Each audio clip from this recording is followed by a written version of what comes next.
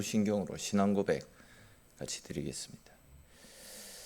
나는 전능하신 아버지 하나님 천지의 창조주를 믿습니다. 나는 그의 유일하신 아들 우리 주 예수 그리스도를 믿습니다. 그는 성령으로 잉태되어 동정녀 마리아에게서 나시고 본디오 빌라도에게 고난을 받아 십자가에 못 박혀 죽으시고 장사된 지 사흘 만에 죽은 자 가운데서 다시 살아나셨으며 하늘에 오르시어 전능하신 아버지 하나님 우편에 앉아 계시다가 거기로부터 살아있는 자와 죽은 자를 심판하러 오십니다. 나는 성령을 믿으며 거룩한 공교회와 성도의 교제와 죄를 용서받는 것과 몸의 부활과 영생을 믿습니다. 아멘. 우리 찬송 같이 드리겠습니다. 찬송가 208장입니다.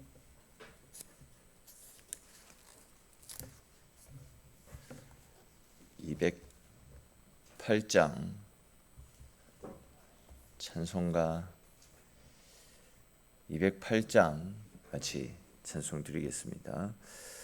내 주의 나라와 주 계신 성전과 피 흘려 사신 교회를 늘 사랑합니다. 내 주의 교회는 천성과 눈동자같이 아끼사 늘 보호하시네. 이 교회 위하여 눈물과 기도로 내 생명 다하기까지 늘 봉사합니다.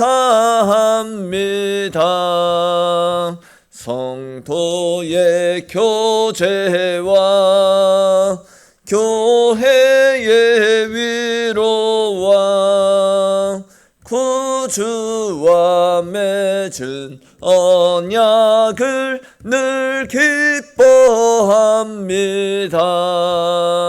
하늘의 영광과 베푸시는 해가 진리와 함께 영원히 시온에 넘치네.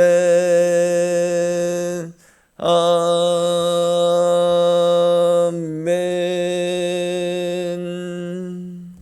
아멘. 오늘 함께 나눌 말씀 보겠습니다. 오늘 말씀은 고린도전서 4장에 있는 말씀입니다. 4장 1절에서 13절까지 말씀입니다. 4장 1절에서 13절까지 말씀, 우리 한 절씩 읽고 13절 말씀은 같이 읽겠습니다. 사람이 마땅히 우리를 그리스도의 일꾼이요 하나님의 비밀을 맡은 자로 여길지어다. 너희에게나 다른 사람에게나 판단받는 것이 내게는 매우 작은 일이라. 나도 나를 판단하지 아니하노니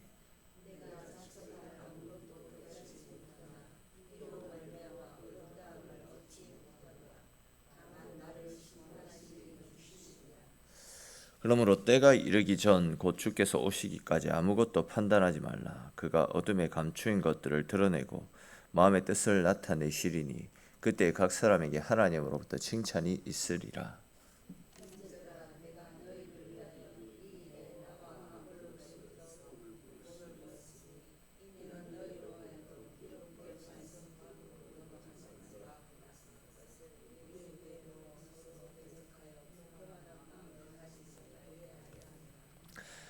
누가 너를 남달리 구별하였느냐? 내게 있는 것 중에 받지 아니한 것이 무엇이냐? 내가 받았은즉 어찌하여 받지 아니한 것 같이 자랑하느냐?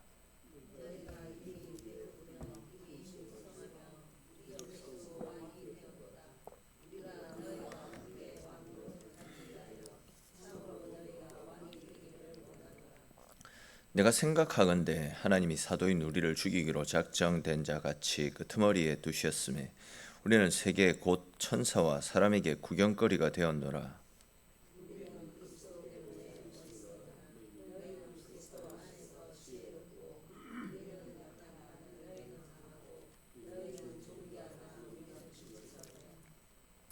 바로 이 시각까지 우리가 줄이고 목마르며 헐벗고 매맞으며 정처가 없고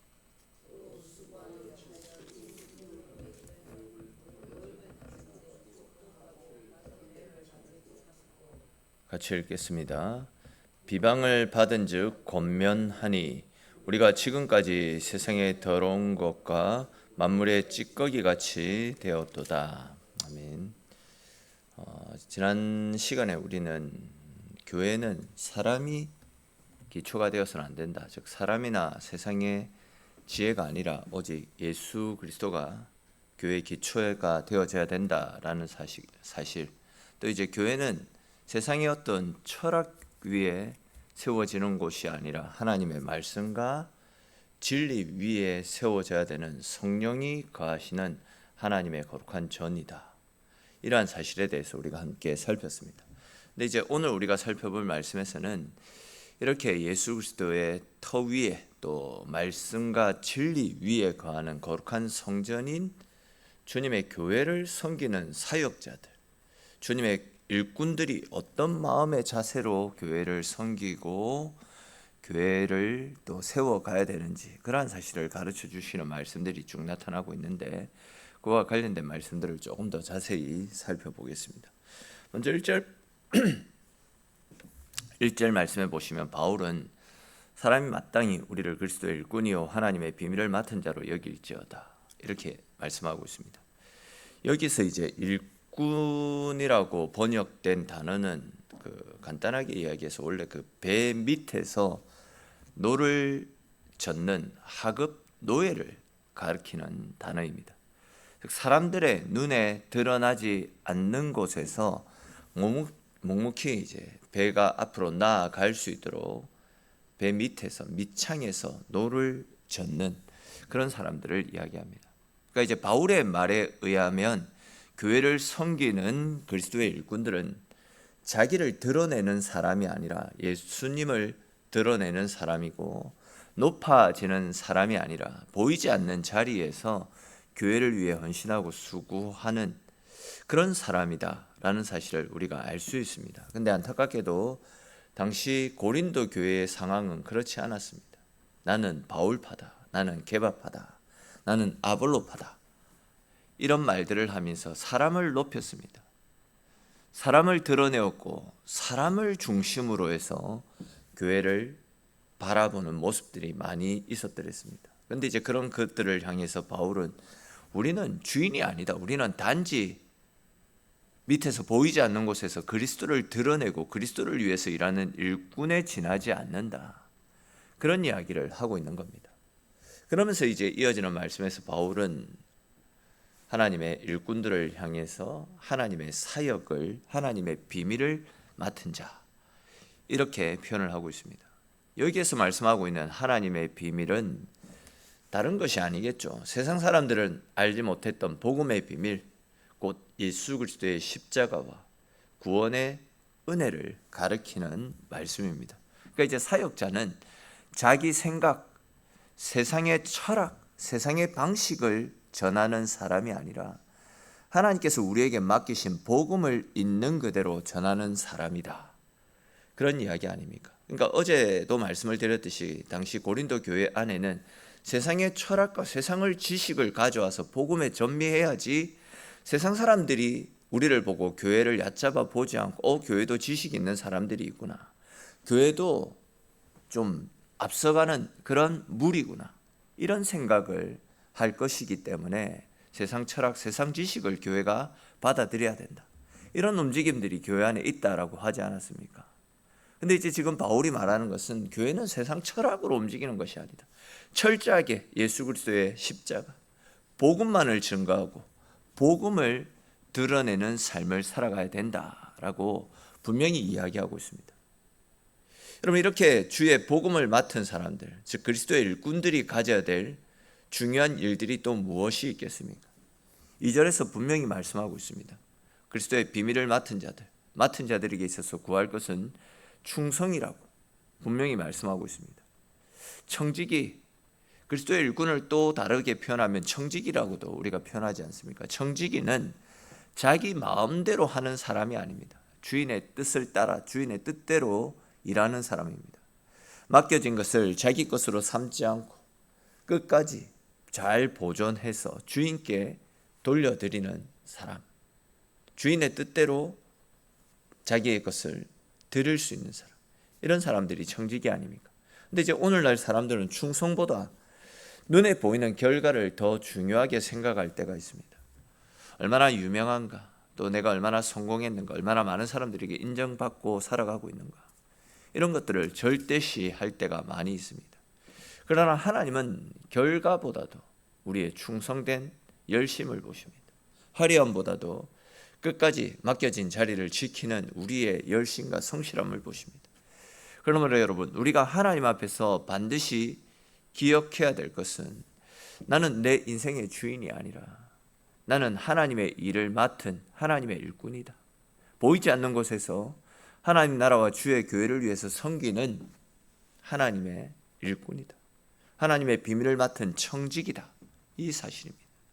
그런 측면에서 생각해 볼 때 우리는 내 시간, 내 물질, 내 재능, 내 생명도 모두 하나님께서 맡기신 것을 사용하고 있는 겁니다. 이러한 사실을 기억하면서 언제나 또 어떤 상황 가운데서나 내 뜻대로 살기보다도 하나님 뜻대로 살아가면서 작은 일이라도 그 일에 헌신, 충성, 봉사하며 하나님을 기쁘시게 해드릴 수 있는 저와 여러분들의 삶이 될 수 있기를 축원합니다. 이어지는 3절부터 5절까지 말씀을 쭉 보시면요, 바울은 사람들의 판단에 흔들리지 않는 모습을 보여주고 있습니다. 바울은 너희에게나 다른 사람에게나 판단받는 것이 내게는 매우 작은 일이다, 이렇게 이야기합니다. 심지어 자기 자신도 자기를 판단하지 않는다 이야기합니다. 이 말은 바울이 교만해가지고 다른 사람들의 말을 무시한다, 이런 의미가 아닙니다. 바울은 최종적인 사람에 대한 최종적인 판단과 최종적인 평가는 오직 하나님께만 달려 있는 것이다, 이 이야기를 하고 있습니다.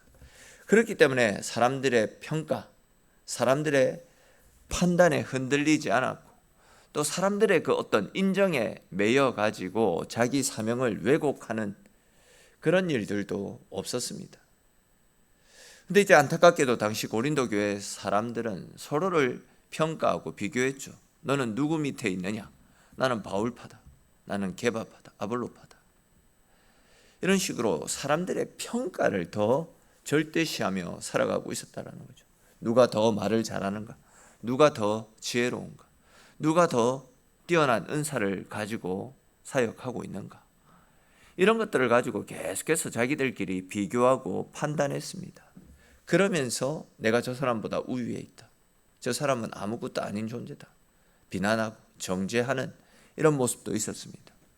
그러나 지금 사도 바울이 하는 이야기는 그런 인간적인 기준으로 사람들을 평가해서는 안 된다, 사역자를 잣대질해서는 안 된다, 이렇게 이야기하고 있습니다. 왜 그렇습니까? 사람은 겉으로 드러나는 것이 전부가 아니기 때문입니다.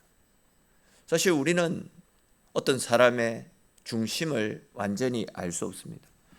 겉으로는 열심히 일하는 것처럼 보여도 속에는 교만과 욕심이 가득할 수 있고, 반대로 사람들에게 인정받지 못하는 자리에 있어도 눈물로 충성하며 섬기는 사람들이 얼마든지 있을 수 있습니다. 그래서 이제 5절 말씀에서 바울은 때가 이르기 전 곧 주께서 오시기까지 아무것도 판단하지 말라, 이렇게 권면하고 있는 겁니다. 다시 말해서 주님께서 다시 오시면 사람의 눈에는 보이지 않았던 것까지도 하나도 숨김없이 다 드러나게 될 것이다. 사람들이 알아주지 않았던 눈물의 수고도 드러나게 될 것이고, 반대로 앞에서는 말도 잘하고 그럴듯하게 자신들을 꾸며서 잘 포장했지만 주님 앞에서는 속에 감춰져 있던 교만도 욕심도 다 드러나게 될 거다. 그렇기 때문에 최종적인 평가는 사람의 말에 달려 있는 것이 아니라 주님의 판단에 달려 있는 것이다. 그렇기 때문에 우리는 사람을 함부로 판단하는 자리에 서지 말고 사람의 평가에도 매이지 맙시다. 오히려 내 자신의 믿음을 먼저 돌아보는 삶을 살고, 그리고 사람의 인정이 아니라 하나님의 칭찬을 바라보며 하나님 앞에 부끄럽지 않는 삶을 살아가야 된다라는 이런 권면을 하고 있는 것입니다. 혹 여러분, 사도 바울의 이러한 권면 앞에 우리 스스로를 한번 돌아볼 수 있기를 바랍니다. 우리들도 하나님 앞에서 나를 바로 세워가기 위해 애쓰고 힘쓰기보다도 사람들의 평가, 사람들의 시선, 사람들로부터 박수받고 인정받는 것, 거기에 더 매여서 정작 하나님 앞에 우리 스스로를 바로 세우는 일은 등한시하며 살아가고 있지는 않습니까? 그러나 우리는 전부 하나님 앞에 우리의 모습들이 다 드러나게 될 것입니다. 즉, 사람들 앞에서 보이기 위한 모습에 너무 연연하지 마시고 하나님 앞에서 우리의 중심을 바로잡고 하나님 앞에서 정직하고 부끄럽고 부끄럽지 않는 모습으로 신실하게 바로 설 수 있도록 언제나 우리 자신을 말씀 앞에 쳐서 복종시키며 하나님 뜻대로 하나님 말씀 앞에 우리를 온전히 세워나가시는 저와 여러분들이 되시기를 바랍니다. 또 이제 이어지는 6절부터 8절까지 말씀해 보시면 바울은 고린도 교회 안에 깔려있던 교만의 문제를 또 지적하고 있습니다.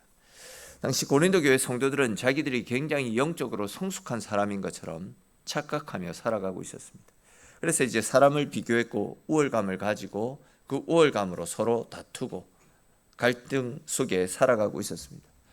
그러나 그런 그들을 향해서 바울은 너에게 있는 것 중에 받지 아니한 것이 무엇이냐 이렇게 이야기합니다.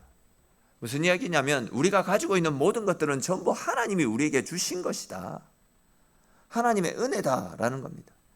사실 조금만 사람들은 뭔가 누리고 뭔가 좀 잘 나가는 것 같으면 자기 힘으로 됐다 생각합니다. 조금 더 배우고 조금 더 가지게 되면 다른 사람들보다 우월 의식 속에 살아갑니다. 근데 우리가 지금 누리고 있는 것 중에 하나님 은혜 없이 이루어진 것은 아무것도 없습니다. 건강도 재물도 환경도 믿음도 다 하나님께서 우리에게 복음 사역을 위해서 맡겨주신 하나님의 은혜들입니다. 그런데도 내가 누리고 있는 모든 것들이 마치 자기 힘으로 이룬 것처럼 교만하게 살아간다면 그것은 하나님 앞에서 굉장히 어리석고 미련한 짓이다 할 수 있습니다. 특별히 지금 바울은 고린도 교회 성도들을 향해서 너희가 이미 배부르고 이미 부요하고 우리 없이도 왕이 되었다 이렇게 말하면서 그들의 교만을 풍자하는 말을 하고 있습니다. 이 말씀은 그들이 이미 완전한 자가 된 것처럼 왕이라도 된 것처럼 착각 속에 교만을 휘두르고 있다 이런 책망입니다. 그러나 잘 아시겠지만 우리 인생들 가운데 이 땅에서 완전한 사람은 아무도 없습니다. 우리는 여전히 부족하고 여전히 죄 앞에 굴복당한 채 넘어지고 건강의 문제 앞에는 아무것도 할 수 없이 자빠지는 연약한 인생입니다. 날마다 하나님의 은혜 없이는 살아갈 수 없는 너무나도 무기력한 존재가 우리들입니다. 그러므로 바울의 이 권면의 말씀을 통해서 우리는 우리 자신을 높이려고 하는 교만에서 벗어날 수 있어야 됩니다. 우리의 인생 하나님의 돌보시고 지키시는 은혜가 없이는 아무것도 할 수 없다라는 것을 기억하면서 철저하게 자신을 낮추고 주님 우리가 연약하오니 우리에게 힘 주십시오 이런 기도로 철저히 하나님의 은혜를 구하는 삶을 살아갈 수 있어야 됩니다. 즉 나의 나된 것은 오로지 주의 은혜입니다 라는 사도 바울의 고백처럼 철저하게 주님의 은혜에 감사하면서 또 주님의 은혜를 갈망하면서 언제나 주님의 은혜에 이끌려 믿음 가운데 살아갈 수 있는 저와 여러분들이 되시기 바랍니다. 이제 마지막으로 9절부터 13절까지 말씀해 보시면 바울은 참된 사역자의 삶이 어떤 삶인지를 자신의 삶을 통해 보여주고 싶어 하고 있습니다. 바울은 자신과 사도들을 향해서 죽이기로 작정자 된 것 같고 또 만물의 찌꺼기 같고 세상에 더러운 것 같이 되었다 이런 표현을 사용하고 있습니다. 이 말씀이 무슨 표현이냐면 당시 고린도 교회 성도들은 화려함 또 성공을 굉장히 절대시하며 살아갔습니다. 그러다 보니까 이제 성도들이 생각할 때 사도들도 세상적으로 강하고 영광스러운 모습을 갖추고 있어야 된다 이런 생각을 했던 모양입니다. 근데 바울은 오히려 자기를 비롯한 사도들의 연약함과 그들이 겪는 고난을 이야기하고 있습니다. 줄이고 목말랐고 헐벗고 매맞고 정처 없이 다녔고 손으로 친히 일하고 욕을 들으면 축복하고 핍박을 받으면 참고 비방을 받으면 권면하는 그런 삶을 살아가고 있었다. 이런 이야기를 하고 있습니다. 여러분, 바울이 왜 고린도 교회 성도들을 향해서 이렇게 사도들의 또 자신의 지나온 어렵고 힘들었던 삶을 이야기하겠습니까?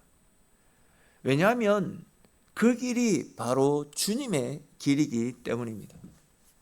예수님, 하늘의 보좌와 영광 권세를 가지신 예수님께서 걸어가셨던 길은 영광의 길이 아니었습니다. 십자가의 길을 걸어가셨습니다. 철저히 자신을 낮추셔서 섬기셨습니다. 희생하셨습니다. 자기를 낮추고 비우는 겸손의 삶을 걸어가셨습니다. 그리고 바울 역시도 주님을 만난 이후에 그런 삶을 살아가지 않았습니까? 근데 우리는 어떻습니까? 주님 닮기 원합니다 라고 고백은 하지만 주님 걸어가신 낮아지는 길, 겸손의 길, 희생의 길, 섬김의 길이 아니라 높아지는 길을 걷고자 합니다. 대접받고 인정받기를 원합니다. 그러나 복음은 철저하게 계속해서 우리에게 그 길이 아니라 낮아지는 길을, 십자가의 길을 걸어갈 것을 말씀하고 있지 않습니까? 복음은 우리를 낮아지게 합니다. 섬기게 합니다. 희생하게 합니다. 십자가를 지도록 만듭니다. 그러므로 여러분, 주의 말씀을 받은 사람들답게, 주님을 닮기를 원하는 사람들답게 편한 길, 사람들로부터 인정받는 길을 찾지 마십시오. 예수님의 길을 따라가십시오. 때로는 손해보는 것 같고 억울한 것 같고 힘든 길처럼 보여도 그 길 끝에 우리 주님께서 두 팔 벌리고 우리를 기다리고 계실 것이고 우리를 위한 영광의 면류관이 우리 가운데 씌워지게 될 것입니다. 그렇게 사람의 영광이 아니라 주님의 영광을 위해서 좁고 험난하지만 충성된 청지기로 끝까지 주님 걸어가신 그 십자가의 길을 믿음으로 걸어 나가시는 저와 여러분들의 삶이 될 수 있기를 주님의 이름으로 축원합니다. 기도드리겠습니다.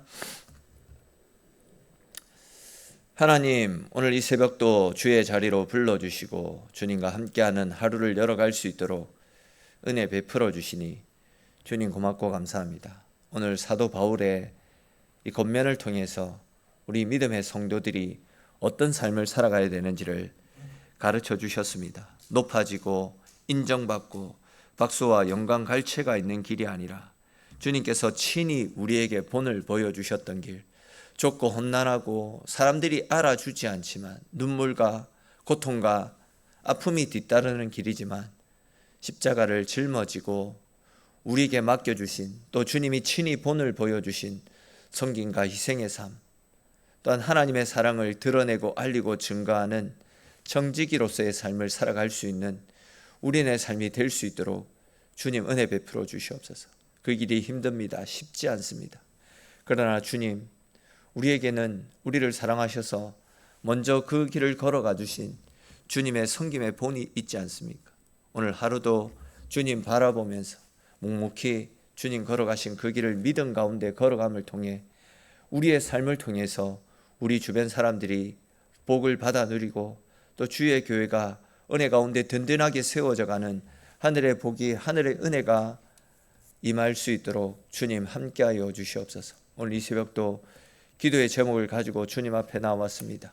우리가 기도하며 하나님 찾을 때에 우리의 소원에도 응답하여 주시는 그 신 하나님의 사랑이 우리의 삶 가운데 새롭게 임하기를 소망하옵고 모든 말씀 살아계신 우리 주 예수님의 이름으로 기도드립니다.